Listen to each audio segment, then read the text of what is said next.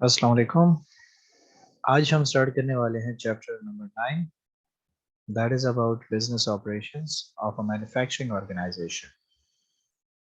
सबसे पहले हमें इस चीज़ को अंडरस्टैंड करना होगा मैन्युफैक्चरिंग ऑर्गेनाइजेशन क्या होती है, ठीक है। और जो है ना, फिर उसके बाद हम देखेंगे कि बिजनेस ऑपरेशंस वो कैसे परफॉर्म करती है। सो मैन्युफैक्चरिंग ऑर्गेनाइजेशन के बारे में अगर हम इनका ग्लांस देखें तो इन्होंने क्या बताया वो आपको कि ऑपरेशंस किस तरीके से परफॉर्म करता है, ठीक है। चैप्टर का स्पॉटलाइट में ऑपरेशंस कैसे करती है मैन्युफैक्चरिंग और कंपनी, टिपिकल स्ट्रक्चर कौन से और जो है ना मैन्युफैक्चरिंग सेक्टर में इस्तेमाल होते हैं, की डिपार्टमेंट्स हमारे पास कौन कौन से हैं वहाँ पे, और मैन्युफैक्चरिंग ऑपरेशंस एंड मैनेजमेंट किस तरीके से होती है। जो हमने पहले चैप्टर स्टार्ट में पढ़े थे, जहाँ पे हमने ऑर्गेनाइजेशन स्ट्रक्चर वगैरह पढ़े थे, उसी से रिलेटेड हमारे पास ये चैप्टर है, ठीक है। कि हमारे ऑर्गेनाइजेशन कौन कौन से जो है ना अपने स्ट्रक्चर्स को फॉलो करती है, मैन्युफैक्चरिंग सेक्टर्स किस तरीके से डिपार्टमेंट्स को चलाती है, कैसे जो है ना अपने ऑपरेशंस को परफॉर्म करती है। तो जहाँ पे हम जिक्र करते हैं मैन्युफैक्चरिंग का, तो मैन्युफैक्चरिंग कहते हैं चीज़ों को बनाना खुद, ठीक है, तैयार करना। तो उसके लिए हमें किस चीज़ की ज़रूरत पड़ती है, हमें जो है ना लेबर की ज़रूरत पड़ती है, ठीक है। फैक्ट्री को चलाने के लिए हमें क्या हुआ, फैक्ट्री हमारे पास जो है ना वो क्या है, मैन्युफैक्चरिंग सेक्टर ही है।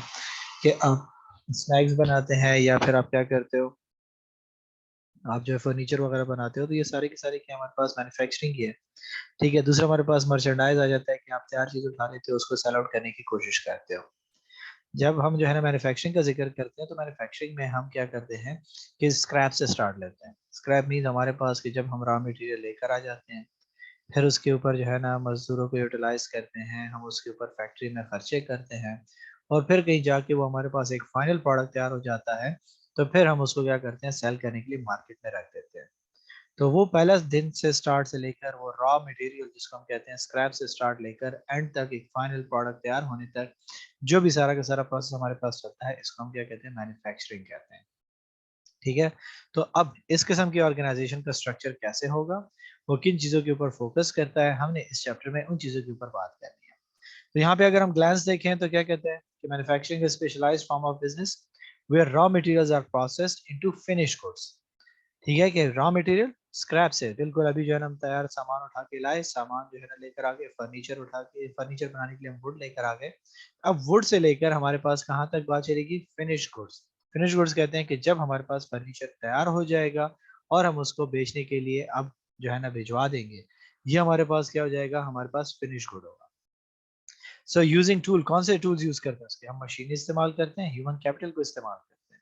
ठीक है, प्रीवियस चैप्टर में हमने जो है ना क्या देखा, ह्यूमन रिसोर्स के मैनेजमेंट के बारे में ही तो जिक्र किया कि किस तरीके से हमने ह्यूमन रिसोर्स को मैनेज करना है, ठीक है, ताकि हम उससे बेहतर काम ले सके, ज्यादा से ज्यादा काम ले सके, उसको प्रोडक्टिव बना सके। तो इसीलिए जब हमारे पास एक रॉ मटेरियल स्क्रैप में एक चीज आई, फर्नीचर के लिए हमने वुड लेकर आ गए, उसके ऊपर हमने क्या किया, मजदूरों को लगाया, हमने उसके ऊपर काम शुरू कर दिया, फैक्ट्री में उसकी कटिंग वगैरह हो गई, और फिर वो हमारे पास जो है ना तैयार हो गए, कहाँ पे आ गए हमारे पास कि जी ये देखें आपका फर्नीचर जो है ना फिनिश हो चुका है, बिल्कुल इसकी फिनिशिंग सब कुछ हो चुकी है, अब ये बेचने के लिए तैयार हो गया है। तो इसमें जो है ना हमारे पास कौन से टूल इस्तेमाल है, मशीन और लेबर दोनों इस्तेमाल है, जिसका मैन्युफैक्चरिंग कहते हैं। कहते हैं कि इट में बी लेबर और कैपिटल इंटेंसिव और कॉम्बिनेशन ऑफ बोथ, कि इसमें हमारे पास जो है ना दोनों सिचुएशन हो सकती है। हमारे पास ये भी हो सकता है कि हमारे पास जो है ना लेबर का सारा रोल इंपॉर्टेंट हो उसमें, या फिर हमारे पास जो है ना कैपिटल इंटेंसिव होनी चाहिए कि जहाँ पे हमारे पैसे वगैरह लगे, हमें मशीनरी वगैरह के ऊपर फोकस करना पड़े, तो वो चीज़ें हो सकती हैं। और या फिर दोनों का कॉम्बिनेशन हो सकता है कि जैसे अब जो है ना लेटेस्ट आजकल अब देखें तो फर्नीचर बनाने में सारे के सारे जो है ज्यादातर काम किस चीज़ का हो रहा है, मशीनरी का हो रहा है, तो मशीनरी के भी स्पेशलाइज लोग चाहिए, कटिंग और वो चीज़ उसकी प्रॉपर तरीके से करें, तो दोनों का रोल बड़ा इंपॉर्टेंट हो जाता है। तो कहते हैं कि the key objective of manufacturing business is to efficiently produce and deliver quality products at a competitive price, क्योंकि मेन मकसद हमारा क्या है मैन्युफैक्चर करने का, कि हम जो है ना क्या कर लें कि एक अच्छी कीमत पे एक अच्छा प्रोडक्ट तैयार कर लें, और ताकि हमारे जो सेलिंग डिपार्टमेंट है वो लोग उसको फिर अच्छे तरीके से बेच सके। अगर मैं क्या करता हूँ कि एक प्रोडक्ट जो है ना मार्केट में 50 रुपए का बिक रहा है और मैं उसको 48 49 का बना देता हूँ, तो फिर उसमें सेलिंग वालों का क्या काम होगा, वो उसके लिए स्ट्रेटेजी कैसे बनाएंगे कि वो लोग को अट्रैक्ट कर सके। मार्केटिंग वालों के लिए आपने उसमें कोई रूम छोड़ा ही नहीं है कि वो लोग जो है ना उसको एडवर्टाइज कर सकें, या कौन सी चीज ऐसी होगी कि जिसके बेसिस पे वो कस्टमर को अट्रैक्ट कर सके। तो मैन्युफैक्चरिंग की हमारे पास एक ऐसी जगह होती है जहाँ पे लोगों की पूरी कोशिश क्या होती है कि वो एफिशिएंटली काम करें और क्वालिटी प्रोडक्ट डिलीवर करें एक अच्छी प्राइस पे, मुनासिब प्राइस पे, ताकि कस्टमर को वो चीज़ जो है ना हम जब सेल आउट करें तो कस्टमर उसको परचेज भी कर सके और उनकी अफोर्डेबिलिटी के अंदर भी आ सके। तो कहते हैं कि to achieve this objective, A manufacturer needs to manage and control its operations and optimally integrate them with other key functions such as marketing, finance and human resources. ठीक है कि हमारा जो है ना मेन मकसद क्या हुआ कि हमने कहा कि हमने क्वालिटी प्रोडक्ट बनाना है और एक ऐसी प्राइस पे बनाना है कि वो मार्केट के साथ कम्पिटिटिव होनी चाहिए, हमारे जो है ना वो प्रोडक्ट सेलेबल होना चाहिए। तो हम ये अकेले नहीं कर सकते हैं। क्यों? क्योंकि हमारे पास इसमें फाइनेंस वालों का काम भी इम्पोर्टेंट है, हमारे पास यहाँ पे मार्केटिंग वालों का रोल भी इम्पोर्टेंट है, क्योंकि उन्होंने क्या करना है कि हमारे प्रोडक्ट के बारे में डिजाइन भी बनाना है। क्योंकि 4 पीस अगर आपको याद हो, हमने मार्केटिंग के पोर्शन में क्या कहा था कि प्रोडक्ट, प्राइस, प्लेस, प्रमोशन, इन तमाम चीज़ों के बारे में वो लोग जो है ना वर्कआउट करेंगे। फिर वो चीज़ तैयार होगी। तो जब वो तैयार होगी तो कॉस्ट रिडक्शन तो हमारा काम हो गया। तो मार्केटिंग वालों का रोल इंपॉर्टेंट हो गया और फिर ह्यूमन रिसोर्स के सही बंदा सही जगह पे ना हो, एक्सपर्ट बंदा ना हो तो क्या होगा? हमारे पास वेस्टेज होगी, हमारा रॉ मटेरियल ज़ाया होता जाएगा और हमारे जो है ना वो एफिशिएंसी डिक्रीज़ हो जाएगी। और ऑब्वियसली फंड्स अगर आपके पास ना हो, प्रॉपर तरीके से फंड्स एलोकेशन ना हुई हो, तो क्या होगा? अगर फंड्स आपको सही तरीके से नहीं मिल रहे तो आप लो क्वालिटी रॉ मटेरियल उठा के लाओगे। तो low quality raw material means के गार्बेज इन गार्बेज आउट, गंद लेकर आओगे, गंद ही प्रोड्यूस होगा। कोई अच्छा क्वालिटी फाइन प्रोडक्ट आपके पास उससे प्रोड्यूस नहीं हो सकता। तो इसलिए इन तमाम को हमें क्या करना पड़ता है कि एक बेहतर तरीके से इंटीग्रेट करके चलाना पड़ता है ताकि हम अपने मेन ऑब्जेक्टिव को अचीव कर सकें कि हम क्वालिटी प्रोडक्ट जो है ना अपने कस्टमर को एक अच्छे प्राइस पे प्रोवाइड कर सकें। कहते हैं कि this chapter will focus on key elements of operational management and structure of a manufacturing business such as transformation process, production planning and control including location design and resource management, organization structure, key departments and benefits of operation management. ठीक है कि अब हम क्या करेंगे कि इसमें और भी कुछ चीज़ों के ऊपर डिस्कशन करेंगे मैन्युफैक्चरिंग में किस तरीके से ट्रांसफॉर्मेशन प्रोसेस चलता है, कैसे हमने प्रोडक्शन की प्लानिंग करनी है, कौन से ऑर्गेनाइजेशन स्ट्रक्चर हमारे पास फॉलो किया जाता है, उनके की डिपार्टमेंट्स कौन से होते हैं और हमारे पास ऑपरेशन मैनेजमेंट का बेनिफिट क्या है। तो बेसिकली ये चैप्टर हमारे पास जो लिया गया है, ये हमारे पास ऑपरेशन मैनेजमेंट का ही सब्जेक्ट से लिया गया है कि ऑपरेशन मैनेजमेंट के बारे में आपको थोड़ी सी इन्फॉर्मेशन होनी चाहिए कि किस तरीके से ऑर्गेनाइजेशन अपनी जो है ना मैन्युफैक्चरिंग करती है, किस तरीके से वो अपने जो है ना ऑपरेशंस को मैनेज करती है, डील करती है, उसके लिए प्लान वगैरह प्रिपेयर करती है। तो पहली चीज हमारे पास जो टॉपिक स्टार्ट होता है that is about operations of manufacturing company. ठीक है, सो कहता है कि इस सेक्शन में हम क्या देखने वाले हैं? कहता है कि this section you will learn about the actual operation of a manufacturing company. The section includes a discussion of key process of a manufacturing company. The explanation is supported by example from companies in different industries. कि practically आपको इसके साथ connect करके दे दिया ताकि आपको पता चल सके कि किस तरीके से ऑपरेशन की जो है ना ऑपरेशंस होते हैं, कैसे वो जो है ना प्रोडक्ट रॉ मटेरियल से लेकर जो है ना फिनिश गुड्स तक अपने तमाम की तमाम एक्टिविटीज को परफॉर्म करते हैं और एक अच्छा क्वालिटी प्रोडक्ट एक कम्पिटिटिव प्राइस पे वो लोग प्रोवाइड करते हैं। जिसमें पहली चीज हमारे पास आ जाती है ट्रांसफॉर्मेशन प्रोसेस कि किस तरीके से हम अपने गुड्स को जो है ना रॉ मटेरियल को गुड्स में जो है ना ट्रांसफॉर्म करते हैं। कहता है कि every organisation whether it produces goods और provide service focus focuses on furnishing customer with quality product कि हर एक की कोशिश ये होती है कि क्वालिटी प्रोडक्ट जितना मैं प्रोवाइड कर सकूंगा कस्टमर को उतना ही वो अच्छे तरीके से सेल आउट हो सकेगा। तो कहते हैं कि technological advancements, ongoing competition and consumer expectation force companies to take overall manufacturing process seriously, integrate with other key functions such as sales and marketing, finance and accounting, procurement, human resource, legal, etc. However, the key objective remains the same: to produce and deliver quality product at a competitive price in a timely manner. The competition also forces manufacturers to innovate and improve the process by superior automation, enhanced quality techniques, and efficient supply chain management. कि चाहे जितनी भी हमारे पास technological advancements आ रही हैं, हमारे पास competition में आए रोज नए नए एंट्रीज हो रही है, नए लोग आ रहे हैं कम्पीट करने के लिए मार्केट में। हमारी कंज्यूमर्स की एक्सपेक्टेशन हमारे प्रोडक्ट से बढ़ती जा रही है कि हमें जो है ना अच्छे से अच्छा प्रोडक्ट मिलेगा। हर एक नया प्रोडक्ट लॉन्च होती है कंज्यूमर की एक्सपेक्टेशन यही होती है कि जो पिछले में हमारे पास जो है ना जो फॉल्ट से डिफेक्ट से वो ओवरकम होके मिलेंगे। ठीक है, तो वो चीज जो है ना कंपनी क्या करेगी, उसके लिए कंपनी अपने मैन्युफैक्चरिंग प्रोसेस को प्रॉपर तरीके से सीरियस पूरे तवज्जो देगी। ठीक है, और हर एक की फंक्शंस चाहे हमारे ऑर्गेनाइजेशन में जो भी डिपार्टमेंट जो भी काम कर रहा होगा उन सबको कनेक्ट करके एक दूसरे के साथ लेकर जाना होगा, जिसमें हमारा सेल्स एंड मार्केटिंग सबसे इंपॉर्टेंट हो गया। ठीक है, फिर हमने कहा कि फाइनेंस और अकाउंटिंग हमारे पास होगी कि किस तरीके से आप रिकॉर्ड कीपिंग करते हो, फाइनेंस में आप फंड एलोकेशन कहाँ से करते हो। ठीक है, प्रोक्योरमेंट हमारे पास परचेजिंग कहाँ से करते हो, आप कहाँ से सारे का सारा सामान खरीद कर लाते हो, छोटी से छोटी चीज से बड़ी चीज तक जो आप परचेजिंग कर रहे हो वो सारा का सारा आपका प्रोक्योरमेंट हो जाता है।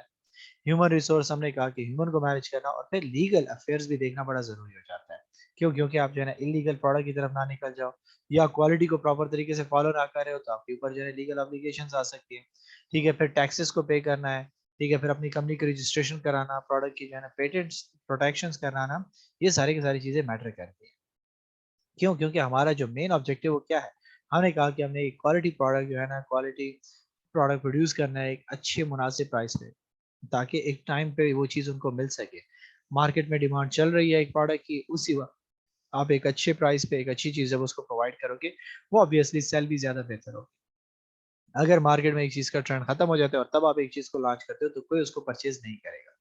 तो इसके लिए हमें क्या करना होगा कि अपने जो है ना कंपटीशन को भी देखना होगा, क्योंकि आपकी कंपटीशन ही आपको जो है ना मोटिवेट करती है कि आप इनोवेशन की तरफ जाओ और न्यू टेक्नोलॉजी, कंप्यूटर सिस्टम्स को इम्प्रूव करो, क्वालिटी कंट्रोल्स को इम्प्रूव करो और अपने सप्लाई चेन एक्टिविटीज को बेहतर बना सको कि जो है ना प्रोडक्शन डे से लेकर एंड तक कस्टमर तक प्रोडक्ट डिलीवर होने की सारी फैसिलिटीज आप बेहतर कर सको। क्यों? क्योंकि क्या होगा, जैसे आप जो है ना नोकिया को देख लें, तो नोकिया की मिसाल ही सामने है कि उसने अपने आप को इनोवेट नहीं किया, आपने जो है ना आपको टेक्नोलॉजी के साथ इम्प्रूव नहीं किया, मार्केट ने उसको निकाल दिया। सैमसंग उसी वक्त क्या था, लेकिन उसने अपने आप को इम्प्रूव करता गया, न्यू टेक्नोलॉजीज अपने सिस्टम को अपडेट करता गया। ठीक है, क्वालिटी को बेहतर बनाता गया और फिर अपने कस्टमर तक प्रोडक्ट को डिलीवरेंस उसने पॉसिबल बना दिया, एक्सेसिबल बना दिया इजी वे से। तभी जाके वो मार्केट में सस्टेन कर पाया और वो आगे सामने आना शुरू हो गया। तो ये तमाम की तमाम चीजें कंपनी का मेजर एम होगा, गोल होगा, और इन चीजों को प्रॉपर तरीके से वो मैनेज करेगा। So कहते हैं कि thus to compete with our other organization, a company must convert resources into goods or services as efficiently as possible. Managing this conversion process is the role of the operation manager. कि operation management का role क्या है कि अपने resources को बेहतर तरीके से यूटिलाइज करना, कि सही टाइम पे सही बंदे को चूज करके सही तरीके से उससे काम लेना और अपने वेस्टेजेस को रिड्यूस करना और टाइमली अपने प्रोडक्ट को प्रोवाइड करना, ये हमारे लिए सबसे इंपॉर्टेंट हो जाता है। और जो भी कंपनी इसको प्रॉपर तरीके से मैनेज कर पाती है, वही मार्केट में सस्टेन कर पाती है। ठीक है, तो उस चीजों को जो है ना प्रॉपर तरीके से डील करना, टैकल करना हर एक ऑर्गेनाइजेशन के लिए बड़ा इंपॉर्टेंट हो जाता है। सो कहते हैं कि they are the people charged with managing and supervising the conversion process. They control significant part of firm's asset, including inventories, wages, and benefits. They also work closely with major divisions of firms such as marketing, finance, accounting, human resource to ensure that the firm produces its goods profitably and satisfy its customers. ठीक है, कि ये हमारे पास लोग हैं, ये जो चार चीजें हमारे पास है, मटेरियल हो गया, लेबर हो गया, मनी हो गया, हमारे हो गया और इंफॉर्मेशन हो गई, ये सारी की सारी चीजें हमें क्या करती है, हेल्प आउट करती है कि हम अपने तमाम चीज़ों को क्या कर सके, बेहतर तरीके से कन्वर्ट कर सकें अपने एक अच्छे गुड्स में। ठीक है, एक अच्छा फिनिश प्रोडक्ट प्रोवाइड कर सकें। ठीक है, तो हमारे पास ये जो डिपार्टमेंट में लोग बैठे हुए हैं, फाइनेंस वाला हो गया, मार्केटिंग वाला हो गया, ये तमाम लोग क्या करेंगे, इसके लिए प्रॉपर तरीके से प्लान करेंगे, हर एक चीज़ को ऑर्गेनाइज करेंगे। ठीक है, फिर उसको लीड करेंगे कि कैसे हमने उनसे काम लेना है। ठीक है, तो ये लोग क्या करना है, उनका काम क्या है कि फर्म जितने भी कंपनी के एसेट्स हैं, उनके जो है ना प्रॉपर तरीके से मैनेज करो, चाहे उसमें जो है ना आपके पास जो रॉ मटेरियल पड़ा हुआ है या आपके पास इन्वेंट्री पड़ी हुई है, सामान मौजूद है आपके पास। ठीक है, आप मजदूरी दे रहे हो, इन तमाम चीज़ों को प्रॉपर तरीके से मैनेज करना और फिर अपने तमाम डिवीजन को एक ही ट्रैक पे चलाना, ताकि आपकी गुड्स बेहतर तरीके से प्रोवाइड हो सके। सिंपल सी मिसाल है कि लेट्स से आप जो है ना मार्केटिंग डिपार्टमेंट एक प्रोजेक्ट प्लान लेकर आ जाता है या एक प्रोडक्ट ले आता है, कहता है कि जी हम अपने मोबाइल फोन में क्या करने वाले हैं, एक नया फीचर इंस्टॉल करने वाले, हम चाहते हैं कि जी कैमरास जो है ना उसके साथ साथ हम क्या करें, ड्रोन सिस्टम भी जो है ना अटैच कर दें। अब उन्होंने प्लान बना लिया, प्रोडक्ट का प्रोटोटाइप बना लिया, सैंपल बना लिया, और वो जो है ना कहाँ चले गए, बैठ गए जी, हम जो है ना मीटिंग हो रही है, मीटिंग में उन्होंने कह दिया कि जी हमें इसके लिए फंड्स चाहिए। वो कहते हैं कितने फंड्स है, वो कहते हैं कि जी हमें जो है ना लेट्स से 2 करोड़ रुपए चाहिए इसके। ठीक है, कि हम इन मोबाइल फ़ोन्स की प्रोडक्शन कर सकें। अब फाइनेंस वाले कहते हैं कि जी हमारे पास इतने पैसे नहीं है। ये प्लान हम आपके साथ एग्री नहीं करते, कॉस्ट को रिड्यूस करो। वो कहते हैं कि जी हम कॉस्ट को कैसे रिड्यूस करेंगे, तो आपने पहले ही हमें बताना चाहिए था कि कॉस्ट जो है ना हमारे पास पैसे है ही नहीं और ना ही हमारे पास कोई और फाइनेंशियल सोर्सेज़ है, तो फिर हमने इतने एफर्ट्स वगैरह क्यों की? हम उसी एक्जिस्टिंग को जो है ना बेहतर बना लेते हैं। तो क्या हो जाएगा, आपस में जो है ना कॉन्फ्लिक्ट क्रिएट होना शुरू हो जाएँगे। तो इन चीज़ों को अवॉइड करने के लिए जब एक ट्रैक पे ये सारे के सारे बैठे होंगे, अपने फंड्स को देखेंगे, अपने रिसोर्सेज़ को देखेंगे जो अवेलेबल हैं, और इन्हीं रिसोर्सेज़ के दायरे में रह के वो क्या करेंगे, प्रॉपर तरीके से तमाम एक्टिविटीज़ परफ़ॉर्म करेंगे, तो फिर भी म जो है ना ज़्यादा इम्पोर्टेंट है। और फिर सिर्फ यही नहीं है कि फाइनेंस वाले चलो फंड्स दे भी देते हैं। फिर जब वो जो है ना कहते हैं जी प्रोडक्शन का टाइम आ जाता है कि जी प्रोड्यूस करो, तो कहें कि जी हमारे पास ऐसा ह्यूमन है ही नहीं, लेबर कि जो इन चीज़ों को समझता हो इस टेक्नोलॉजी को और वो इस किस्म की चीज़ बना सके। तो फिर उस प्लान का क्या फ़ायदा हुआ? ठीक है, तो इसलिए हम कहते हैं कि इन तमाम को सबको हमने क्या करना होगा, कोऑर्डिनेट चलाना होगा, ताकि कंपनी क्या कर सके कि वो जो है ना प्रॉफिटेबली गुड्स को प्रोड्यूस कर सके और कस्टमर की नीड्स को सेटिस्फाई कर सके, फिर कहीं जाके हमारा प्रोडक्ट सेल आउट हो सकता है। तो कहते हैं कि marketing personal help them to decide which product to make, accounting and human resource help them to face the challenges of combining people and resources to produce high quality goods on time and at a reasonable cost. Operation management is also involved in development and design of goods and determine what production process will be most effective. ये वही बात, marketing वालों का काम क्या है कि कौन सा प्रोडक्ट होना चाहिए, क्या चीजें उसमें होनी चाहिए, वो 4 पीस। ठीक है, फिर अकाउंटिंग और ह्यूमन रिसोर्स वाला क्या है कि उसको बताएगा कि सही बंदा सही प्राइस पे, और हमें जो है ना सही कॉस्ट, कॉस्ट कहता है कि आपका जो खर्चा उस पे आएगा एक रीजनेबल खर्चे में वो चीज तैयार करें। प्राइस क्या होती है कि जिसमें कॉस्ट प्लस प्रॉफिट होता है। ठीक है, लेकिन जहाँ पे हम कॉस्ट का जिक्र करते हैं तो आपका उसके ऊपर खर्चा जितना आ रहा है वो रीजनेबल होना चाहिए, कि ठीक है मैं एक लेबर ले आता हूँ जो मुझसे क्या कर रहा है 50 लाख रुपए चार्ज करे सैलरी, मेरा प्रोडक्ट बन रहा है वो जो है ना 20,000 का 30,000 का प्रोडक्ट मैं बना रहा हूँ, 50 लाख की मैं सैलरी एक बंदे को देना शुरू कर दूं तो मेरे लिए क्या फायदा होगा। ठीक है, मैं तो सारी की सारी कॉस्ट में ही चला जा रहा हूँ। ठीक है, तो एक रीजनेबल कॉस्ट पे एक अच्छा क्वालिटी प्रोडक्ट और एक अच्छा ह्यूमन रिसोर्स मैनेज करके वो क्या करेगा, आपके लिए जो है ना ऑपरेशंस परफॉर्म करेगा। और फिर ऑपरेशन मैनेजमेंट वालों को भी हम इग्नोर नहीं कर सकते, क्योंकि उनका काम क्या है, इन तमाम डेली एक्टिविटीज को बेहतर तरीके से डेवलप करना, डिजाइन करना, ताकि वो एक अच्छा गुड सही टाइम पे प्रोड्यूस कर सके और इफेक्टिव तरीके से बना सके।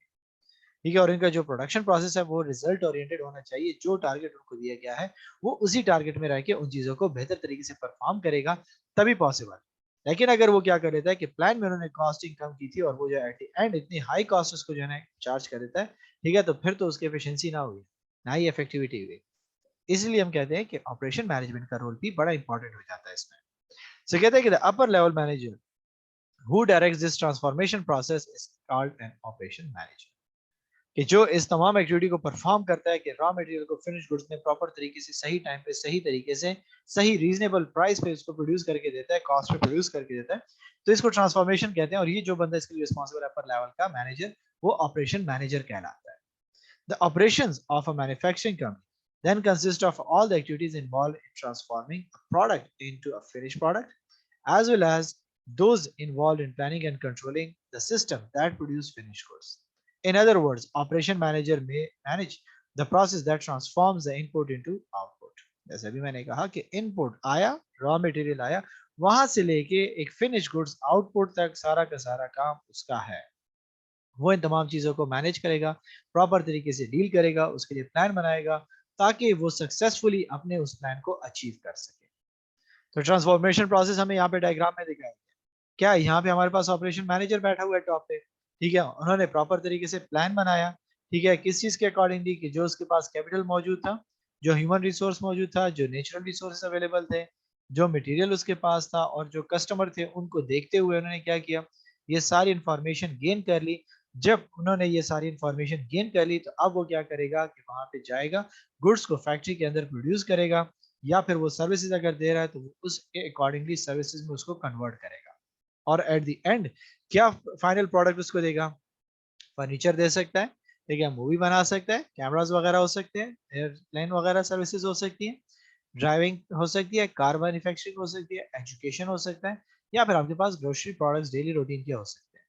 तो कहाँ से चली, कस्टमर को देखना कि कौन खरीदेगा उसको, मेरे पास कितने रिसोर्सेज मौजूद हैं कि मैं उसको जो है ना फंड कर सकूं, और फिर मेरे पास क्या वो ह्यूमन मौजूद है जो इसको बनाने में मेरे लिए हेल्प आउट कर सके, और क्या मेरे पास वो मटेरियल्स मौजूद हैं, ठीक है, कि जो मेरे इन चीज़ों को प्रोडक्ट में कन्वर्ट करेगा, और क्या मेरे पास सफिशिएंट इन्फॉर्मेशन है कि मेरे मार्केट में डिमांड उसकी क्या चल रही है, वो प्रोडक्ट कैसे बनेगा, किस तरीके से बनेगा, ये सारी इन्फॉर्मेशन अगर मेरे पास मौजूद है, तो फिर मैं क्या करूंगा, उसको अपने जो है ना ट्रांसफॉर्मेशन प्रोसेस में पुट करूंगा, मैं उसको फिनिश गुड्स में कन्वर्ट करके क्या करूंगा, आपको एक वैल्यू आउटपुट प्रोवाइड करूंगा, जो मेरे प्रोडक्ट की सूरत में होगा या सर्विस की सूरत में होगा।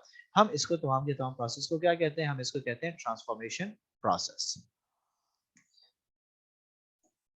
सो कहता है कि ऑब्जेक्टिव्स क्या हुए हमारे पास ऑपरेशन मैनेजमेंट के मैन्युफैक्चरिंग में, तो हमने देखा कि ट्रांसफॉर्मेशन का सारा प्रोसेस जब उसका हो रहा है तो उसकी वजह से क्या हुआ, कहता है कि all manufacturers set out to perform the same basic functions to transform resources into finished goods. To perform this function in today's business environment, manufacturers must continually strive to improve operational efficiency. कि अगर वो चाहता है कि मैं जो है ना सक्सेसफुल हूँ, मार्केट में कम्पीट करूँ, तो ये प्रोसेस जो है ना वो बेहतर तरीके से कंटिन्यूअसली परफॉर्म करेगा। वन टाइम नहीं होगा कि बस आज मैंने तरीके से कर लिया तो अब ये बस नाम बन गया और सारी जिंदगी ऐसे ही चलता रहेगा। नहीं, कंट्रोलिंग हमें करनी पड़ेगी, इन तमाम चीजों के ऊपर फोकस करना पड़ेगा और हमें इनको बेटर यूटिलाइज करना पड़ेगा थ्रू आउट। सो कहते हैं कि they must adjust their production process with in the following objectives in mind: to focus on quality, to minimize the cost of material and labor, to eliminate all costs that add no value to the finished product. कि quality पे compromise नहीं होगा, एक अच्छा quality product हमें उसको provide करना है, अपनी कॉस्ट को कम करनी है कि हम उसको कम से कम कॉस्ट में जब प्रोड्यूस करेंगे तो तब ही जाके वो ज्यादा सेलेबल होगा। और जो एक्स्ट्रा हमारे खर्चे आ रहे हैं जो उस प्रोडक्ट के साथ हमारे जो है ना कोई वैल्यू उसको नहीं दे रहे कि उसको खास जो है ना बेनिफिट नहीं प्रोवाइड करें, हम उसको रिड्यूस करें। क्यों? क्योंकि वो चीज मुझे फायदा ही नहीं दे। लेट से मोबाइल फोन है, मैं स्टील का बना रहा हूँ, मेरी कॉस्ट उस पर ज्यादा आ रही है, तो अगर मैं उसको प्लास्टिक का बना लेता हूँ और वो सही से काम कर रहा है तो फिर मैं उसको स्टील की यूटिलाइज करूँ। मेरे जो है ना वहां पे ऑपरेशंस इतने परफेक्टली परफॉर्म हो रहे हैं कि जहां पे मुझे उसको दूसरा दोबारा क्वालिटी टेस्टिंग करनी नहीं पड़ रही, तो मैं बार बार उसकी क्वालिटी टेस्ट क्यों करता हूँ हर स्टेज पे? इस किस्म की जो चीजें उसकी वैल्यू को ऐड नहीं करते, देखिए मैं उन तमाम खर्चों को क्या कर दूंगा, हटा दूंगा उससे, अपनी लेबर मटेरियल कॉस्ट को कम से कम रखने की कोशिश करूंगा और एक क्वालिटी चीज प्रोड्यूस करूंगा ताकि मेरे ऑर्गेनाइजेशन जो है ना एक ऐसा प्रोडक्ट प्रोवाइड करे कि जो मेरे कस्टमर की नीड्स को फुली सेटिस्फाई कर सके और वो उसको उनकी जो है ना अफोर्डेबिलिटी के अकॉर्डिंगली उनको प्रोडक्ट प्रोवाइड करे।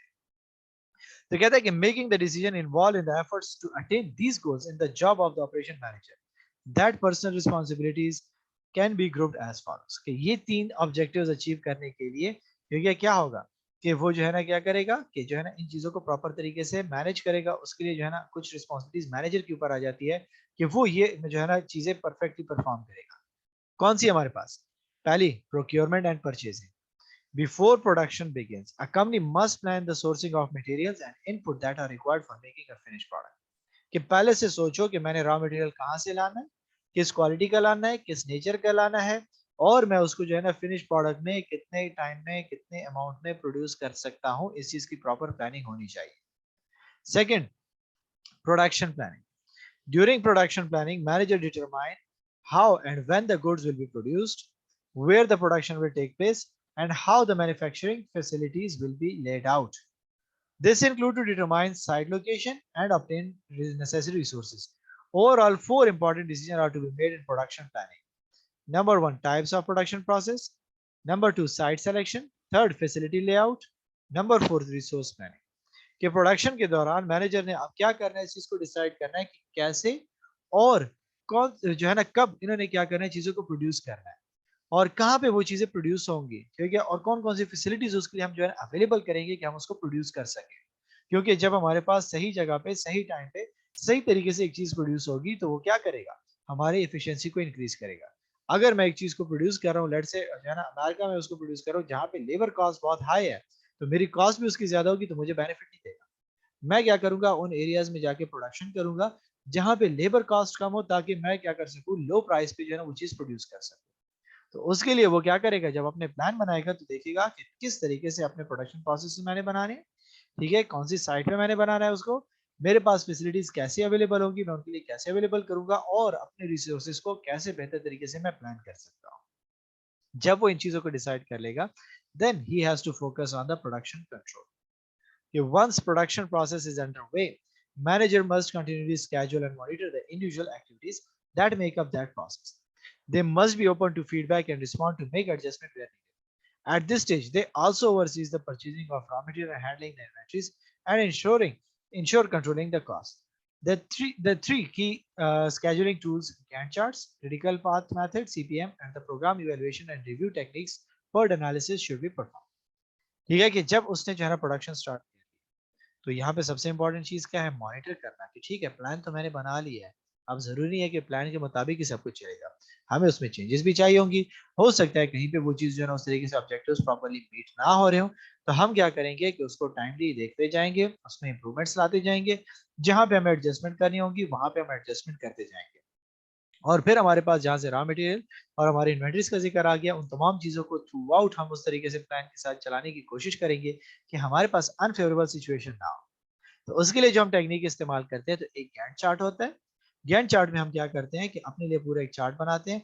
जैसे हमारे पास क्या हो रहा है कि एक घर जब बनाया जाता है तो उसके लिए डिफरेंट स्टेजेस में होता है। तो गैंट चार्ट क्या करता है कि वो भी स्टेजेस में इसको डिस्ट्रीब्यूट करता है कि लेट्स से खुदाई है तो कितने दिन लगेंगे उसको, वो डेज के साथ अकॉर्डिंगली हम डिसाइड करते हैं। फिर हम कहते हैं कि जी खुदाई के बाद जो है ना वहाँ पे बुनियादी कब से ढलेंगी, उसके लिए हम पहले से मैप बना लेते हैं, दिन डिसाइड कर लेते हैं कितने दिनों में जो है ना उसके बुनियादें बनेंगी। फिर उसकी दीवारें कितनी जो है ना दिनों में ठहरेंगी फर्स्ट फ्लोर की, ठीक है, तो वो हम जो है ना कर लेते हैं कि ग्राउंड फ्लोर की हमारे पास कितने दिनों में बन रही है। फिर हम उसके बाद कहते हैं कि जी छत कब डालेंगे, उसके ऊपर कितने दिन लगेंगे। फिर उसके बाद हम क्या करेंगे कि दूसरे छत को जो है ना या फ्लोर को कब स्टार्ट करेंगे। तो इस तरीके से हम क्या करते हैं उसको schedule wise days wise distribute करते जाते हैं कि हमने इन टाइम ड्यूरेशन के अंदर इतने रिसोर्स अवेलेबल करके इसको प्रोड्यूस करना होगा। इसको हम कहते हैं गैंट चार्ट। दूसरा हमारे पास आता है क्रिटिकल पाथ मेथड कि हम उसमें से एक लॉन्ग रूट फाइंड करने की कोशिश करते हैं। हमारे पास जो है ना मैक्सिमम नंबर ऑफ डेज की तरफ जाते हैं कि हम वो रूट चूज करें कि हमारे पास जहाँ पे डिफिशियंसी ना हो।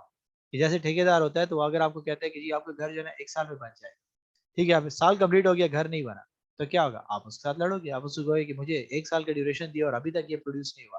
ठीक है, आपने जो है ना फैसिलिटीज इसको नहीं किया, आपने कंप्लीट ही नहीं किया। ठीक है, तो वो क्या करेगा कि वो आपको वो पॉसिबिलिटी डेज बताएगा कि जिसके अंदर वो खुद श्योर हो कि ये चीज उसके अंदर कंप्लीट हो जाएगी। वो आपको पहले से कह देगा कि जी 1.5 साल हमें लगेगा इसको प्रोड्यूस करने के लिए। ठीक है, अब वो जो है ना 1 साल के अंदर कंप्लीट हो जाए मोर देन एनफ, क्योंकि एम्प्लॉय उससे खुश होगा, वो जो है आपका जो ओनर है वो ज्यादा खुश होगा, अप्रिशिएट करेगा, बजाय इसके कि आप उसको कम दिन बता दो और वो एक्सटेंड हो जाए। या फिर आप क्या करते हो कि थर्ड मेथड इस्तेमाल करते हो, पर्ट एनालिसिस करते हो हमारे पास। ठीक है, कि जिसमें हम programme evaluation and review technique करते हैं कि आप अपने जो है ना उन प्रोग्राम को और सिस्टम्स को देखते हो। ठीक है, कि हमने किस तरीके से इन चीजों को परफॉर्म करना है। ठीक है, कैसे जो है ना हमारे पास एक्टिविटीज चलेंगी। ठीक है, कि अपने एक्टिविटीज को हम क्या करेंगे टास्क में प्रोजेक्ट्स में जो है ना डिवाइड करेंगे। ठीक है, कि हमने क्या करना है कि इस टास्क को अगर मैं इस तरीके से करूंगा तो कैसे होगा, कितने दिन लगेंगे। अगर मैं इसको जो है ना क्या करता हूँ कि जो है ना दूसरे तरीके से करता हूँ तो क्या होगा। तो जैसे आप जो है ना मोटरवे पे जाते हो तो वहाँ पे क्या होता है कि आप जो है ना पहले से अपने लिए जो है ना मैप पे देखते हो कि मुझे कितने टाइम में मैं वहाँ पे पहुंच सकता हूँ। अगर मैं जीटी रोड से जाता हूँ तो क्या होगा, अगर मैं क्या करता हूँ कि जो है ना मोटरवे से जाता हूँ तो क्या फायदा होगा, क्या नुकसान होगा। आप अपने लिए वहाँ पे क्या करते हो, उन चीज़ों को ब्रेक करते हो। आप अपने लिए तमाम की तमाम एक्टिविटीज़ को डिफरेंट जो है ना एक्टिविटीज़ में डिस्ट्रीब्यूट करना शुरू कर देते हो और उसके अकॉर्डिंगली क्या करते हो, अपने काम को आसान बनाते हो। ठीक है, तो वो काम आपका जो है ना क्या कर देगा, आसान कर देगा। तो ये दोनों तीनों हमारे पास जो है ना प्रोजेक्ट मैनेजमेंट के टूल्स है जहाँ हम इस्तेमाल करते हैं प्रोजेक्ट मैनेजमेंट में, कि जिसको हम प्लानिंग और उसके लिए इस्तेमाल करते हैं।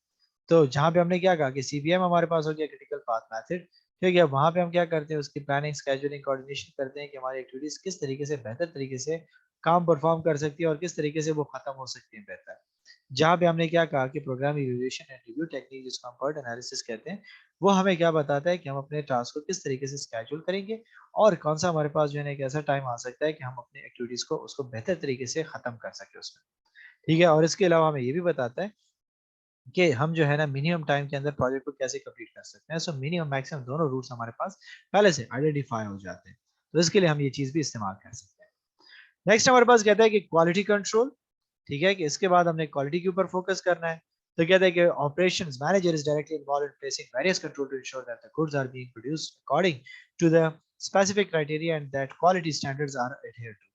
It takes more than just inspecting goods at one end of the assembly line to ensure quality. However, quality control requires a company-wide dedication to managing and working in a way that builds excellence into every facet of operation. Key techniques includes total quality management (TQM) and Six Sigma. ISO 9000 and ISO 14000 are the industry standard to ensure the existence of sound quality procedures. कि हमने क्या करना है, quality के ऊपर focus करना है, क्योंकि हमारा ऑब्जेक्टिव क्या था, क्वालिटी भी था। तो क्वालिटी के लिए सिर्फ ये चीज नहीं है जरूरी कि हम उसको देखें इंस्पेक्ट करें और एक प्रोडक्ट को चेक करें, बल्कि क्वालिटी का मयार हमारे पास क्या है कि हम हर एक चीज को बेहतर तरीके से चलाएं। लेट से आईफोन है, वो परफेक्टली अपना मोबाइल फोन बनाता है, कोई भी डिफेक्ट्स नहीं है उसमें, लेकिन जब उसके जो है ना सेल सेंटर पे आप जाते हो वहां पे रूड किस्म का बंदा बैठा हुआ प्रॉपर तरीके से आपको डील नहीं कर रहा, तब भी उसकी सेल डाउन हो जाएगी। सो क्वालिटी कंट्रोल में हम बेसिक से लेके एंड तक तमाम चीज़ों को हमने क्या करना है, ओवरऑल इस चीज़ के साथ हमने चलाना होगा।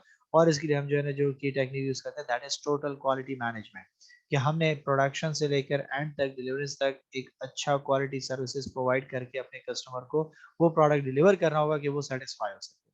और जो दूसरा टेक्निक हमारे पास इस्तेमाल होता है दैट इज सिक्स सिग्मा, कि हमारी डिफेक्ट रेट कम हो जाए, कि हमारे 6 में से जो है ना एक प्रोडक्ट ऐसा हो जिसमें डिफेक्ट आए तो खैर है, लेकिन हमारे पास कोशिश ये हो कि हमारे जो है ना कम से कम 6 प्रोडक्ट जो है ना वो डिफेक्टिव नहीं होंगे, वो जो है हमारे पास क्लियर आते जाएंगे। कुछ ऐसे हमारे पास जो है ना क्या हो सकता है कि 2 प्रोडक्ट, हर दूसरा प्रोडक्ट हमारा खराब हो या तीसरा प्रोडक्ट खराब हो, उससे बेहतर क्या है कि वो 6 पे हो जाए। तो इसका मतलब क्या हुआ कि हमारे पास डिफेक्ट रेट कम होती है। और इंडस्ट्री में अगर हम अपने जो है ना क्वालिटी स्टैंडर्ड्स को देखें, तो हमें जो है ना ISO 9000 और 14000 के स्टैंडर्ड्स दिए हुए, इंटरनेशनल स्टैंडर्ड्स, और जो है ना हमारे पास जो दिए गए हैं, जिसने हमें अपने पूरे एक किताबचा दिया हुआ है कि आपके प्रोडक्ट में ये चीजें होनी चाहिए, ये चीजें नहीं होनी चाहिए, इन चीजों को आपने कैसे मैनेज करना है। तो वो पूरे पॉलिसीज प्रोसीजर जो आपको बताएगी उनकी क्वालिटी के लिए, क्योंकि वो आप अपने इसको जो है ना मेंटेन कराओगे, तो तभी ये पॉसिबल होगा कि आप उसको क्वालिटी वाइज कंसिडर कर सकते हो। अगर उसमें स्टैंडर्ड को आप फॉलो नहीं कर रहे, तो फिर ये क्वालिटी कंसिडर नहीं होगा। जैसे आप टीवी वगैरह में देते हो कि आपको कहते हैं कि जी ISO 9000 से सर्टिफाइड है, मींस के उन्होंने वो तमाम के तमाम क्वालिटी जो है ना उसमें पुट की हुए हैं, वो जो है ना प्रोसीजर्स पुट किए हुए हैं जो उनकी रिक्वायरमेंट्स थी। तो उनकी रिक्वायरमेंट मीट करने के बाद उसको जो है ना स्टैंडर्ड के जो है ना सर्टिफिकेशन मिलता है कि हाँ वाकई ये जो प्रोडक्ट है हमारे पास एक सर्टिफाइड प्रोडक्ट मौजूद है। इसके बाद कहता है कि कंटिन्यूअस डेवलपमेंट। ये हमारे पास टोटल क्वालिटी मैनेजमेंट में एक और भी बात होती है कि हमने कंटिन्यूअस डेवलपमेंट भी लानी है, कि at the end finding more efficient methods of producing the product is imperative to remain competitive in the market। कि हमने रुक नहीं जाना कि बस ठीक है मैं लो प्राइस बना रहा हूँ तो बस थ्रू आउट यही चलता रहेगा। इसको मजीद बेहतर करते जाओ, अपने इंप्रूवमेंट्स लेकर आते जाओ, उसको बेहतर से बेहतर करते जाओ, ताकि आपकी एक्टिविटीज बेहतर से बेहतर परफॉर्म हो और आपका प्रोडक्ट दिन ब दिन जो है ना वो इम्प्रूवमेंट की तरफ जाए, ना कि वो डिफिशिएंसी की तरफ जाए। और कम्पिटिटिव रहने के लिए, सर्वाइवल के लिए हमारे लिए ये चीज बड़ी इंपॉर्टेंट है। नेक्स्ट हमने कहा कि हमारे पास जो है ना प्रोडक्शन प्लान, ठीक है, कि हमें जो है ना प्रोडक्शन के लिए प्रॉपर तरीके से प्लान करना होगा। ठीक है, कि हमें बिजनेस में कंप्यूटर एनवायरनमेंट में रहने के लिए और अपने फ्यूचर के गोल्स के लिए देखने के लिए हमें क्या करना होगा, प्रॉपर प्लानिंग करनी होगी। सो कहते हैं कि good production planning has to balance goals that may conflict, such as providing high quality service while keeping operating costs low, or keeping profits high while maintaining adequate inventories to finish products. Sometimes accomplishing all these objectives is difficult. Following are some of the key decision and points in the production planning। कि हमने क्या करना है, कि हमारे organisation का main goal क्या होता है कि वो जो है चीजों को बैलेंस चलाए, कि हम क्या कर सकें कि जो है ना हमारी जो है ना क्वालिटी भी बेहतर रहे और हमारी कॉस्ट भी लो हो सके। तो कॉन्फ्लिक्ट आ जाता है, वो कहे कि यार अगर आप कॉस्ट को कम करना चाहते हो तो फिर तो क्वालिटी पे कम्प्रोमाइज करना होगा, और अगर आप जो है ना क्वालिटी पे कम्प्रोमाइज नहीं करना चाहते तो कॉस्ट ऑब्वियसली बढ़ेगी। तो फिर वहां पे हमारे पास ये सिचुएशन हो सकती है कि हम अपने प्रॉफिट्स को हाई रखें और हम अपने पास जो इन्वेंट्रीज है वो इतनी ज्यादा प्रोड्यूस करें कि हमारा खर्चा उसके ऊपर कम आना शुरू हो जाए। तो इकोनॉमिक्स ऑफ स्केल की तरफ हम जा सकते हैं।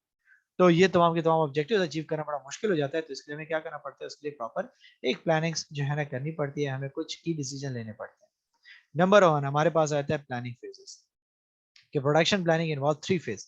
लॉन्ग टर्म प्लान, ठीक है, हमारे पास कि has time frame of 3 to 5 years, जो हम जिसको हम स्ट्रेटेजिक प्लानिंग भी कहते हैं, कि लॉन्ग टर्म की प्लानिंग हमें उसके लिए करना है, ठीक है, कि 3 से 5 साल के लिए, कि हमारे पास जो है ना गुड कैसे प्रोड्यूस होंगे, कितनी क्वांटिटी में हम प्रोड्यूस करेंगे और कहाँ पे प्रोड्यूस होंगे। सेकंड हमने कहा था कि टैक्टिकल, जो हमारे पास मीडियम टर्म प्लानिंग आ जाती है, डिसीजन कवर्स अबाउट 2 years, कि 2 साल के अंदर हमने जो है ना देखना है कि हमारी ऑर्गेनाइजेशन के जो है ना स्ट्रक्चर कैसे होगा, कौन कौन सी सर्विसेज हम प्रोवाइड करने वाले हैं, क्योंकि रिसोर्सेज कहाँ से आएंगी, कहाँ से लेकर जाएंगे, सप्लायर कौन होगा हमारा, हमारा लेबर के इश्यूज जो है ना वो कैसे रिजॉल्व होंगे, हम उसके बारे में प्लान करते हैं। थर्ड हमारे पास आता है ऑपरेशनल, या जिसको हम शॉर्ट टर्म प्लानिंग कहते हैं, जो 1 साल के अंदर ड्यूरेशन के लिए हम जो है ना बनाते हैं कि हम अपने गोल्स को किस तरीके से जो है ना पॉसिबल बना सकते हैं, ठीक है, और अपने प्रोडक्शन और इसको जो है ना बेहतर कैसे बनाएंगे। तो हम अपने साल के अंदर अंदर अपने प्रोडक्शन प्लानिंग और प्रोसीजर को बेहतर बनाने के लिए, उसको सक्सेसफुल बनाने के लिए क्या करते हैं, स्ट्रैटेजीज जो बनाते हैं वो हमारे पास ऑपरेशन आ जाती है। सेकंड चीज हमारे पास जो मैटर करती है, that is of types of production process, कि हमने कौन कौन से जो है ना टाइप्स ऑफ प्रोडक्शन प्रोसेस इस्तेमाल किया। कहता है कि जी another decision point in the production planning is what type of production process to be adopted. There are 3 types of process: mass production, mass customization and customization। कि हम क्या करने वाले हैं, कि हम जो है ना इसमें से देखेंगे कि हम जो है ना ज्यादा से ज्यादा क्वांटिटी में प्रोडक्ट प्रोड्यूस करें, एक ही आइडेंटिकल शेप में होने चाहिए, सबके लिए एक जैसे होने चाहिए, या लोगों की नीड के अकॉर्डिंगली उसको चेंज करना होगा, या टोटली कस्टमाइज प्रोडक्ट उसको प्रोवाइड करें। जिसकी आपको सिंपल तरीके से एग्जांपल दी। कहता है कि in mass production manufacturing manufacturing many identical goods at once is the common theme. Many products are made sequentially.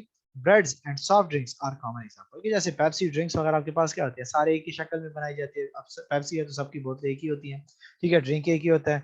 Snacks है तो वैसे ही बनाई जाती हैं, ठीक है, ब्रेड्स हो गए वो एक ही शेप में सब कुछ चल रहा होता है, एक क्वांटिटी में ही सब कुछ चल रहा होता है, हमें उसको जो है ना चेंज करने की जरूरत नहीं पड़ती। तो इसके लिए इन्होंने एग्जांपल दिया, कहते हैं कि हेनरी फोर्ड्स का मॉडल टी ऑटोमोबाइल था जो इसकी गुड एग्जांपल है हमारे पास मास प्रोडक्शन की। कि each car turned out to be Ford's factory was identical right down to its colors.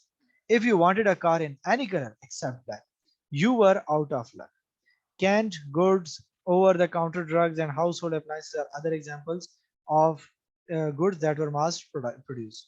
ठीक है कि आपके पास क्या होता था कि हैंनरी मॉडल, जो हमारे पास हैंनरी फोर्ड मॉडल टी था हमारे पास कार का, वो इसकी गुड एग्जांपल थी कि आपके पास जो है ना क्या है कि जो भी गाड़ी आपको चाहिए सिर्फ वो जो है ना ब्लैक में आपको प्रोवाइड करता था। ठीक है, सो वो कहता है कि if you wanted a car in any colour except black you are out of luck. ठीक है कि आपको उसके अलावा गाड़ी नहीं मिली थी, उसने एक ही कलर रखा था और बस उसी के ऊपर प्रोडक्शन करा था कि बस खरीदनी है जिसने वो खरीदेगा एक ही कलर में, उसको जो है ना यूटिलाइज करेगा। दूसरी एग्जांपल उन्होंने दे दी कि आपके पास जैसे केन प्रोडक्ट्स हो गए, आपके पास जो है ना ओवर द काउंटर ड्रग्स वगैरह जो आपको दवाइयाँ वगैरह मिलती हैं, ठीक हो गया, घर के अप्लायंसेस हो जाते हैं, फ्रिज है तो सारे फ्रिज एक ही जैसी एक ही क्वांटिटी तैयारी एक जैसे ही आपके पास बनाए जाते हैं। ठीक है, अब ये तो नहीं है कि हर एक फ्रिज जो है ना वो नए तरीके से बनाया जा रहा हो, हर एक फ्रिज में नई नई क्वालिटीज हो, बल्कि उसके जो है ना टाइप्स बता देगा कि जी ये कूलिंग करता है तो जो है ना इस डिग्री सेंटीग्रेड तक करता है, सारे वैसे ही बनाएंगे। ये जो है ना आपके पास जो है ना एनर्जी सेवर है तो बस सारे एनर्जी सेवर बनते हैं, तो वो इसके साथ फोकस करता है। तो इसमें हमारे फोकस क्या होता है कि हम जो है ना क्या करेंगे, अपनी कॉस्ट को रिड्यूस करते हैं कि the in mass production is on keeping manufacturing costs low by producing uniform products using repetitive and standard process. As product became more complicated to produce, mass production also become more complex. Automobile manufacturers, for example, must now incorporate some more sophisticated electronics into car design. As a result, the number of assembly stations in most automobile manufacturing plant has increased. कि पहले तो हमारे पास इतनी complexity इस गाड़ियों में नहीं होती थी, सिंपल गाड़ी बनाते थे बस। जैसे मेहरान की एग्जांपल ले ले तो बस एक मेहरान है, बार बार बनाते जाओ एक ही चीज बना रहे, एक ही शेप इतने सालों से बनती जा रही थी, तो उनको भी स्पेशलिटी आ गई और बस बनाते जा रहे हैं, लो से लो कॉस्ट में वो चीज बनती जा रही है। लेकिन न्यू गाड़ियां, उनके स्टाइल, उनके स्ट्रक्चर, उनके फीचर्स हर एक गाड़ी में चेंज होते हैं, वेरिएंट्स चेंज आ रहे होते हैं, तो वहां पे फिर उनको असेंबली लाइंस और उनको इंक्रीज करना पड़ता है और उनका प्रोसेस कम्प्लेक्स हो जाता है। तो इसका हमें फायदा क्या हो जाता है मास प्रोडक्शन के, ज्यादा तादाद में जब एक चीज प्रोड्यूस करोगे आपकी कॉस्ट कम होना शुरू हो जाएगी। क्यों? क्योंकि कोई चेंजेस तो करनी नहीं है, कोई स्पेशलाइज प्रोडक्ट तो आपने बनाना नहीं है, बल्कि एक ही प्रोडक्ट है, रिपीटेटिव बना रहे हो, तो वो आपके जो है ना डेली रूटीन का काम बन जाता है और आप उसको आसानी से मैनेज कर पाते हो और डिजाइन कर पाते हो। सेकंड कहता है कि in mass customisation, goods are produced using a mass production techniques, but only up to a point. At that point, the product is custom tailored to the needs or desire of individual customer. Dell Computers is a common example. Another example is American Leather, a Dallas-based furniture manufacturer which uses mass customization to produce couches and chairs to customer specification within 30 days. The basic frames in the furniture are the same, but automated cutting machinery pre-cuts the colors and the types of leather ordered by each customer. Using mass production technique, they are added to each frame. ठीक है कि मास customization आपके पास क्या है कि ठीक है आपके पास जो है ना चीजें कस्टम उसकी नीड के अकॉर्डिंगली आप उसके लिए बना रहे हो, लेकिन एक हद तक। ठीक है, उसके बाद जो है ना बाकी चीजें सेम ही रहेंगी। ठीक है, जैसे डेल के लैपटॉप कंप्यूटर्स हो गए तो क्या होता है कि सारी शक्लें एक जैसी होती है, जहाँ पे चेंजेस कहाँ पे है कि जी प्रोसेसर ज्यादा है या कम है, रैम ज्यादा है या कम है, हार्ड डिस्क कम है या ज्यादा है, बाकी सारा का सारा शक्लें सबकी एक ही चल रही होंगी, एक ही मॉडल चल रहा होगा जी। 10th जनरेशन है तो 10th जनरेशन में आपको एक ही चीज नजर आ रही होगी। तो वहां पे आप क्या कर रहे हो कि जो है ना एक ही चीज जो है ना प्रोड्यूस कर रहे हो, लेकिन एक पॉइंट के बाद वहां पे थोड़ी सी चेंजेस करके आप उसको क्या करते हो, थोड़ा सा डिफ्रेंशिएट कर देते हो। जैसे इन्होंने आपको जो है ना लेदर वगैरह और इसकी एग्जांपल दी है। ठीक है कि आपके पास जो है ना क्या होता है कि सारे के सारे चीज एक जैसी बना रहे होते हैं, लेकिन एंड पे क्या कर देता है कि वहां पे उसके कलर या टाइप जो है ना आप लेदर की चेंज कर देते हो और बस बाकी सारा का सारा जो है ना स्ट्रक्चर वही चल रहा होता है। ठीक है, थर्ड हमारे पास आता है कस्टमाइजेशन। कहते हैं कि the firm produces goods at one at a time according to the specific needs and wants of individual customer. कि टोटली कस्टमाइज्ड प्रोडक्ट है, कस्टमर की नीड के अकॉर्डिंगली वो हर एक चीज बनाई जाती है, जिसको जो चीज जैसे चाहिए होती है वो वैसे के वैसे बना। जैसे ब्रोशर है तो जो है ना लेट से आपके पास जो है ना एक कॉलेज है, वो क्या करे अपने ब्रोशर बनाया तो उसी कॉलेज के लिए चलेगा, दूसरे के लिए तो इस्तेमाल नहीं होगा। स्टेशनरी है तो उसके ऊपर अपना नाम वगैरह लगवा रहा है तो वो उसके लिए हो सकता है। रिपोर्ट्स हैं तो वो उसके लिए हो सकती है। ठीक है, तो हर एक रिपोर्ट अलग हो सकती है, तो सबके लिए तो काम नहीं कर सकता। तो उनके लिए पेपर, इंक और ये सारी की सारी चीजें हमें क्या चाहिए होती है, स्पेशलाइज चाहिए होती है। सो कहते हैं कि manufacturing from that produces goods in response to customer order is called a job shop. ठीक है कि कस्टमर के ऑर्डर के मुताबिक जो चीजें बनाई जाती है वो हमारे पास जॉब शॉप कहलाती है। ठीक है कि आपकी मर्जी के मुताबिक उस चीज में ऐड होती है। जैसे टूटी फ्रूटी का आइसक्रीम है कि आपको जो है ना वहाँ पे फ्लेवर सब कुछ प्रोवाइड किए जाते हैं, आपको कहा जाता है कि जी कप ले लें, जो जो चीजें आपको चाहिए खुद उसमें ऐड करते जाओ और अपने लिए जो है ना उस तरीके से उसकी गार्निशिंग करो। तो आपके जो है ना अपनी मर्जी है कि आप उसको किस तरीके से बनाते हो, कितना उसके ऊपर जो है ना कॉस्ट इंक्रीज करते हो, रिड्यूस करते हो, that is about you. So कहते हैं कि in addition manufacturing process can be divided into two types. Process manufacturing, where the basic inputs are converted into one or more outputs, like wheat is converted into flour. Second is assembly manufacturing, where the basic inputs are either combined to create the output or transformed into output. An airplane, for example, is created by assembling thousands of parts. ठीक है कि फिर हमारे पास दो किस्म के manufacturing parts है, एक प्रोसेस मैन्युफैक्चरिंग की जिसमें आप खुद हर एक चीज को जो है ना कन्वर्ट करते हो, किसी ना किसी एंड प्रोडक्ट में कन्वर्ट करते हो। जैसे गंदम है तो गंदम को आप जो है एंड तक खुद जो है ना फ्लोर में कन्वर्ट करते हो, फिर यूटिलाइज करते हो। ठीक है, लेकिन जहाँ पे असेंबली लाइन आ जाती है, मैन्युफैक्चरिंग आ जाती है, जैसे मोबाइल फोन की असेंबलिंग की जाती है, तो उसके पार्ट सारे के सारे डिफरेंट जगहों से लाए जाते हैं, लेकिन आखिर में फाइनल उसका प्रोडक्ट कौन बनाता है? एक कंपनी बनाती है। वो उसको क्या करता है? फाइनल आउटपुट में कन्वर्ट करता है। जैसे एयरप्लेन की एग्जांपल दिया कि उसके 1000 पार्ट्स उसमें लगे हुए हैं, तो जरूरी है कि वही है कि कंपनी के सारे पार्ट्स हों, उसके डिफरेंट जगहों से डिफरेंट पार्ट्स लाए जाते हैं और वो क्या करता है? उसको प्रोड्यूस करके आपको जो है ना एक फाइनल प्रोडक्ट देता है। थर्ड चीज हमारे पास आती है टाइमिंग। कहते हैं कि टाइमिंग कि that production timing can be grouped into continuous process और intermittent process. A continuous process uses long production runs that may last days, weeks, or months without equipment shutdowns. This is best for the high volume, low variety products with standardized parts such as nails, glass, and paper. And an intermittent process, short production runs are used to make batches of different products. Machines are shut down to change them to make different products as at different times. This process is best for low volume, high variety products such as those produced by mass customization or customization. Job shops are example of the firms using intermittent process. कि एक continuous process है कि आपके पास रोजाना बस लगे रहते हैं, चीजें बन रही होती है, जैसे पेजेस हो गए, ग्लास है बनता जा रहा है, ठीक हो गया, आपके पास नेल्स हैं वो बनती जा रही है, क्योंकि एक ही क्वालिटी की चीज बनाई जा रही है, उसमें हमें जो है ना कोई वैरायटीज नहीं होती। तो एक ही चीज है, बार बार बनाते जाओ, चल रही होती है, हाई क्वालिटी में आपने उसको बनाना होता है।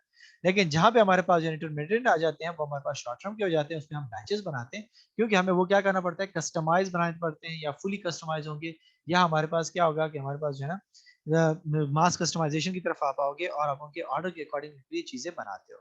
तो ये भी मैटर करता है कि आपके प्रोडक्ट किस नेचर का है और कितने टाइम के अंदर वो कंप्लीट होने वाला है। नंबर फोर्थ कहता है लोकेशन, कि another major decision is about where to locate the manufacturing facility. क्योंकि जैसे मैंने आपको कहा कि आपने अपनी कॉस्ट वगैरह को भी देखना है।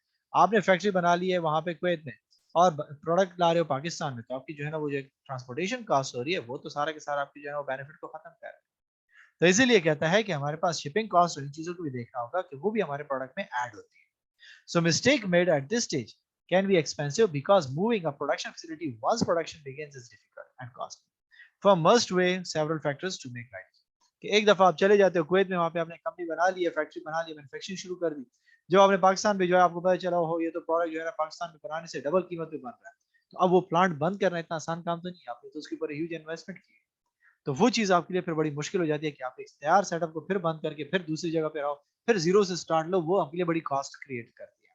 तो उसके लिए प्रॉपर तरीके से आपको डिसाइड करना पड़ता है कि हमने जो है ना कब किस तरीके से कहाँ पे प्रोडक्शन स्टार्ट करें। तो उसमें हमें जिस चीज का फोकस करना है, वो पहली चीज हमारे पास क्या है? एक्सेस टू प्रोडक्शन रिसोर्सेज, कि हमें रॉ मटेरियल, पार्ट्स और इक्विपमेंट कहाँ से इजीली जो है ना मिल सकते हैं और लो कॉस्ट मिल सकते हैं। फिर मार्केटिंग, कि आपके पास जो है ना क्या होगा कि हमारे कस्टमर, हमारे कंपेटिटर्स हमारे लिए जो है ना वो कितने कन्वीनियंट है, कितने नजदीक है, ठीक है, हम उनको जो है ना किस तरीके से अच्छा प्रोडक्ट जो है ना प्रोवाइड कर सकते हैं। ठीक है, क्योंकि हमारे लिए इंपॉर्टेंट चीज क्या है? हमारा कस्टमर है। ठीक है, तो हम उनके जितने नियर होंगे, प्रॉक्सिमिटी में होंगे, ठीक है, उस एरिया में होंगे जहाँ पे वो हमें जो है ना कैच कर सके, हमारे प्रोडक्ट को ग्रैब कर सके, हम उसके ऊपर फोकस करेंगे। थर्ड हमारे पास कहता है मैन्युफैक्चरिंग बेस और जोन, कि हमारे पास this include industrial zone where many other manufacturing units are already. T provides an easy access to human resource and other required inputs.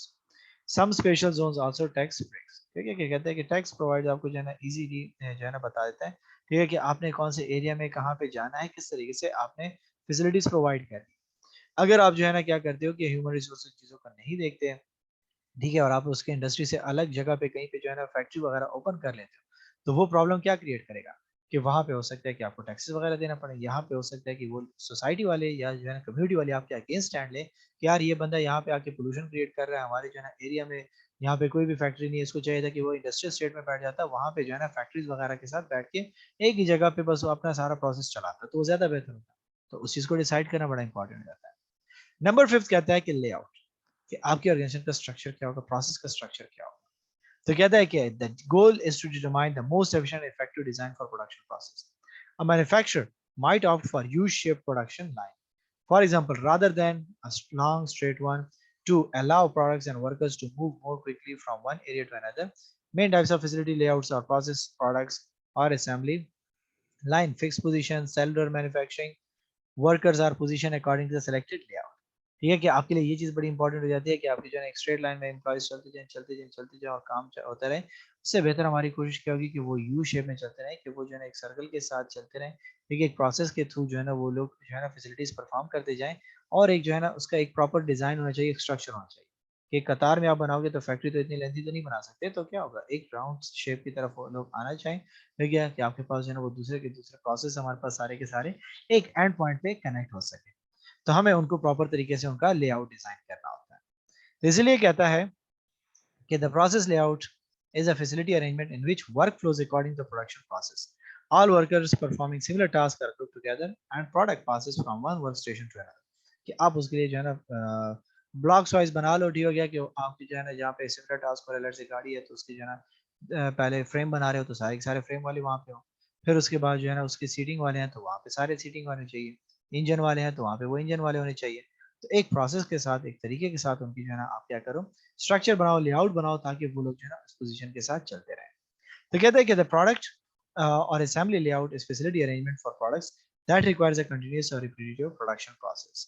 कि आपके पास जो है ना एक प्रॉपर तरीके से एक ऐसा सिस्टम बनाओ कि जिसमें वो फैसिलिटीज ऐसी होनी चाहिए कि वो जो है कंटिन्यूसली या रिपीटेटिव आपके पास जो है ना प्रोडक्शन उसकी चलती रहे, और वो एक ऑनगोइंग एक्टिविटीज के तौर पे वो जो है ना आपके पास एक्टिविटीज चलती रहे, जैसे ऑटोमोबाइल और अप्लायंसेस में होता है कि वहाँ पे आपके पास क्या होता है, एक प्रोसेस के थ्रू सारी की सारी चीजें गुजर रही होती है। थर्ड हमने कहा कि the fix position layout is a facility arrangement in which the product stage in one place and workers and machinery move to its as needed.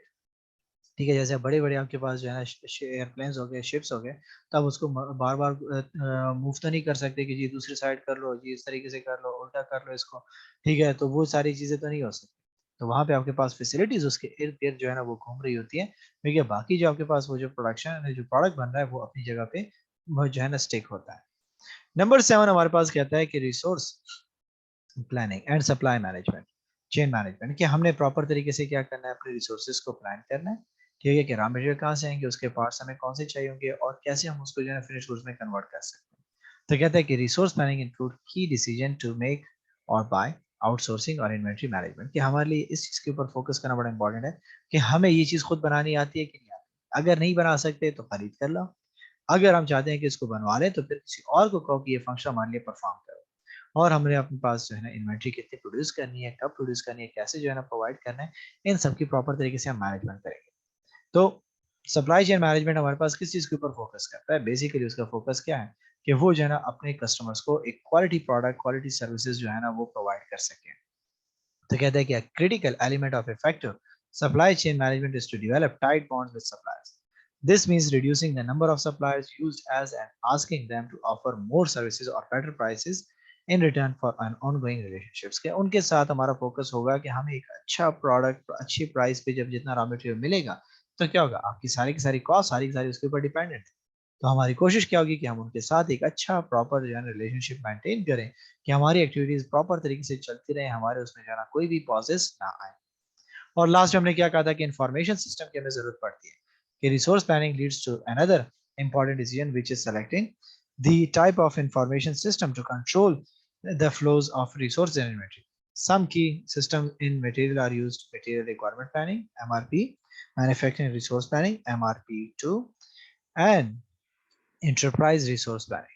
ठीक है, कि हम अपने जो है ना प्रॉपर तरीके से उसके जो इंफॉर्मेशन की हमें जरूरत पड़ती है कि हमें जो है कितने मटेरियल चाहिए, कब चाहिए, किस तरीके से चाहिए, हमने अपने रिसोर्सेज को किस तरीके से स्केड्यूल करना है, उसको किस तरीके से डिजाइन करना है, और हमारे पास जो ऑर्गेनाइजेशन की रिसोर्सेज है उसके लिए प्रॉपर तरीके से प्लानिंग करें। वो सारे के सारे प्लान इंफॉर्मेशन हमारे पास कहाँ से आएगी, वो सारी की सारी चीजें हमारे पास एक इंपॉर्टेंट रोल प्ले करती हैं। तो ये 8 चीजें हमें क्या करनी पड़ती है, हमारे ट्रांसफॉर्मेशन प्रोसेस का हिस्सा है, कि किस तरीके से हमने जो है ना अपने प्रोडक्ट को एक एंड जो है ना प्रोडक्ट तक कन्वर्ट करने में इनको किस तरीके से इंटीग्रेटेड चलाना है, और हमें एक क्वालिटी प्रोडक्ट अपने कस्टमर को दे सके, एक कम्पिटिटिव प्राइस पे उसको प्रोवाइड कर सके। तो यहाँ तक अगर आपका कोई क्वेश्चन है तो पूछ सकते हैं।